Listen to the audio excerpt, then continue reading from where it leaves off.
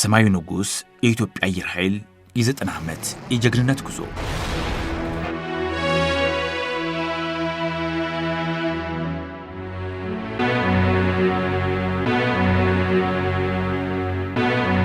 ከሰማይ ጠፈር በላይ ኢትዮጵያ ከዘመናት በፊት የጀመረችው ታሪክ አላት። አውሮፕላን ለአፍሪካና ለእስያ እንግዳ በሆነበት ዘመን በ1921 ዓመተ ምህረት አገራዊ ራዕይ ተወለደ። ከአንድ ቀላል አውሮፕላን ተነስቶ ኢትዮጵያ የአየር ክልሏን በራሷ አብራሪዎች ለመጠበቅ ተነሳች። ፈተናዎች መጡ፣ ወረራዎች ተሰነዘሩ።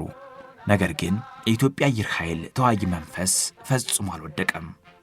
ከታላላቅ ጦርነቶች ድል እስከ ሰላም ማስከበር ተልእኮች የኢትዮጵያ አየር ኃይል አብራሪዎች ሰማዩ የኛ ነው የሚል መሐላ ይዘው ክቡር ጀብዱ ፈጽመዋል።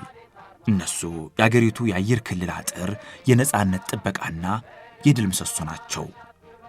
ከቀላል ክንፍ እስከ ዘመናዊ ዙ-35 ከ100 ዓመት በላይ የዘለቀው የአየር ጀግንነት ጉዞ ዛሬ ወደ አፍሪካ ቀዳሚነት ለመድረስ የምናደርገው ጥረት የኢትዮጵያ አየር ኃይል ታሪክን በጥልቀት እንቃኛለን። የሀገር ሉዓላዊነት አይነካም፣ የኢትዮጵያ ሰማይ አይደፈርም።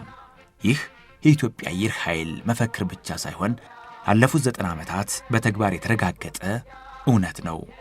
በ1921 ዓመተ ምህረት ጥቂት አውሮፕላኖችን ይዞ የተነሳው ይህ ተቋም ዛሬ አፍሪካን ብሎም ዓለምን ያስደምማል። የሰማይ ላይ ንስሮች እንዴት ተፈጠሩ? ምንስ አይነት ታሪክ አለፈ? ዛሬስ በምን ቁመና ላይ ይገኛሉ? አብራችሁን ቆዩ። መመኪያ በራሪ መስል አለሻገሬ መመኪያ በራሪ። ታሪኩ የሚጀምረው በነሐሴ ወር 1921 ዓመተ ምህረት ነው። ኢትዮጵያ ዘመናዊ የአየር ኃይል እንዲኖራት የወሰኑት ንጉሠ ነገሥት የመጀመሪያዎቹን የፈረንሳይ ሰራሽ ፖቴዝ 25 አውሮፕላኖችን ወደ ሀገር አስገቡ። ያኔ ብዙዎች በጥርጣሬ ነበር የሚያዩት። ነገር ግን በፋሽስት ኢጣሊያ ወረራ ወቅት እነዚያ ጥቂት አውሮፕላኖችና ጀግኖች አብራሪዎቻችን ጠላትን ግራ አጋብተውት ነበር። ጥቁር አንበሳ በሚል ስም የሚታወቁት እነዚያ ቀደምት ጀግኖች ለአየር ኃይላችን መሰረት ጣሉ። ይህ አየር ኃይል በቀደመ ታሪኩ አፍሪካ ውስጥ ስመጥር የሚባል ተቋም ነው። ለምሳሌ ታንዛኒያ ነፃ ከወጣች በኋላ የታንዛኒያ ጎረቤት የሆነው ሞዛምቢክ በፖርቹጋል ስር ከኮሎኒ ነፃ አልወጣም ነበር። በዚያ ጊዜ የኢትዮጵያ አየር ኃይል ታንዛኒያ ድረስ በመሄድ ለወራት በራሱ አውሮፕላንና በራሱ ፓይለቶች ለወራት የታንዛኒያ የአየር ክልል ከጎረቤት የፖርቹጋል ፎርስ ይከላከል ነበር። ከራሱ አልፎ የሌሎች አፍሪካ ወንድሞቹን የአየር ክልል ለመጠበቅ የሚያስችል ብቃት ነበረው። የኢትዮጵያ አየር ኃይል ታሪኩ መመለስ አለብን። ድሮ የኢትዮጵያ አየር ኃይል በአፍሪካ በጣም ታዋቂ ነው የነበረው።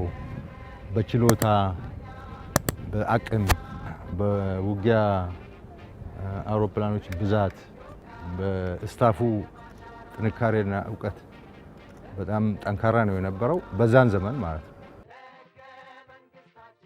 ጊዜው እየገፋ ሲሄድ አየር ኃይሉ አቅሙን አሳደገ። በተለይም በ1960ዎቹና 70ዎቹ የአሜሪካ ሰራሽ የሆኑ ኤፍ-5 እና ኤፍ-86 ጄቶችን በመታጠቅ ቀጠናውን ተቆጣጠረ። የአየር ኃይላችን ወርቃማ ታሪክ ሲነሳ የ1969 የካራማራ ጦርነት አይዘነጋም። እነ ጀነራል ለገሰ ተፈራ በኢትዮጵያ ሰማይ ላይ የሰሩት ገድል የአየር ኃይላችንን ስም በዓለም አደባባይ ከፍ አደረገው።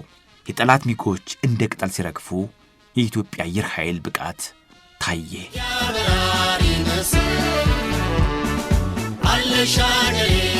ከለውጡ በኋላ አየር ኃይሉ ፊቱን ወደ ዘመናዊነት አዞረ። ዓላማው የውጊያ ብቃትን ብቻ ሳይሆን የራስን አውሮፕላን ራሱ የመጠገንና የማሻሻል አቅምን መፍጠር ነበር። በቢሸፍቱ የሚገኘው ዋናው ማዕከል ዛሬ ዘመናዊ የጥገና ተቋማትን ወይም ኤምአርኦ ገንብቷል። አዳዲስ ወጣት ፓይለቶችን በዘመናዊ ሲሙሌተሮችና የውጊያ ስልቶች እያበቃ ይገኛል። የኢትዮጵያ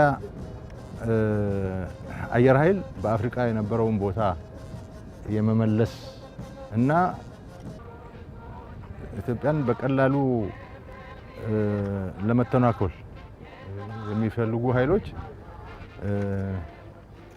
አስበው ሰብሰብ ብለው ከጥቃት እንዲቆጠቡ ለማድረግ የሚያስችል የአየር ኃይል ብቃት ለማምጣት ነው እየተሰራ ያለው። ባለፉት 30 ዓመታት ገደማ በጣም ከተመቱ ከተዳከሙ በሁለት እግራቸው ቆሞ መጓዝ ከተቸገሩ ተቋማት አንዱ የኢትዮጵያ አየር ኃይል ነው። የኢትዮጵያ አየር ኃይል ሲባል በውስጡ በጣም በርካታ ነገሮች የያዘ ነው። አንደኛ የአብራሪዎች ማሰልጠኛ፣ በርካታ ሰው የምናመርትበት ማሰልጠኛ አለ። ቴክኒሻን ማሰልጠኛ አለ። ራሱ ኮሌጁ ትልቅ ተቋም ነው። ሁለተኛ የጥገና አቅም ነው። የገዛናቸው አውሮፕላኖች የመጠገና አቅም አሁን ጥገና ብቻ ሳይሆን ኦቨርሆል ያደርጋል። ኦቨርሆል ብቻ ሳይሆን ስፔር ፓርት ያመርታል። ያን ማጠናከር ያስፈልጋል። የአቪዬሽን እና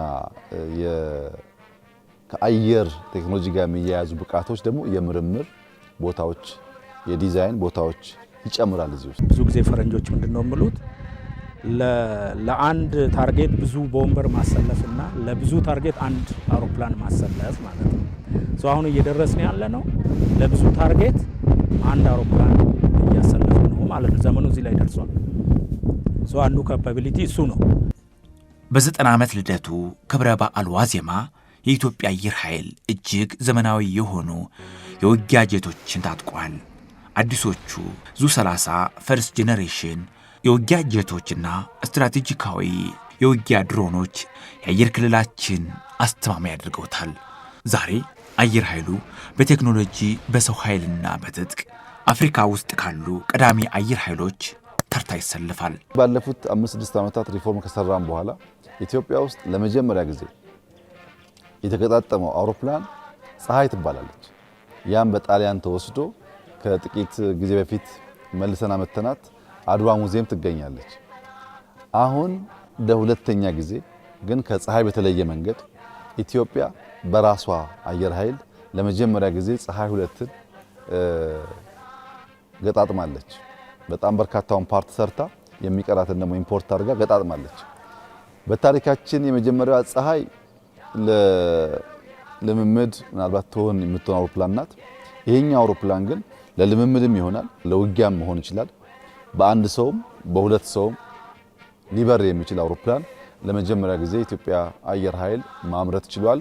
ይህ በጣም ታላቅ ዜና ነው። የኢትዮጵያን ቆዳ ስፋት መሸፈን የሚችል የዩኤቪ ብቃት ነው የገነባ ነው። እሱ ላይም በሰው ኃይል በመሰረተ ልማት በከፍተኛ ደረጃ ገንብተናል። አሁን እንዳያችሁት የታጠቅነው ደግሞ ስትራቴጂክ የሰው አልባ አውሮፕላን ነው። ይሄ በእውነቱ ከነዛ ሁሉ ከፍ ያለ የውጊያ ብቃት ያለው የትም መድረስ የሚችል የሰው አልባ አውሮፕላን ነው። ይሄም የአየር ኃይልን የውጊያ አቅም በከፍተኛ ደረጃ ልክ እንደ ጄቱ የሚጨምር የውጊያ አቅም ነው ብዬ ነው የማስቀምጠው። ከእንጨትና ጨርቅ ከተሰሩ አውሮፕላኖች ተነስቶ የድምፅን ፍጥነት ወደሚቀድሙ ጀቶች የተደረገ የ90 ዓመት ጉዞ የኢትዮጵያ አየር ኃይል የሕዝብ ኩራት፣ የአገር አለኝታ ነው። ለቀጣይ 100 ዓመታትም ሰማያችንን በንቃት ይጠብቃል። ኢትዮጵያ በልጆቿ ታፍራና ተከብራ ትኖራለች።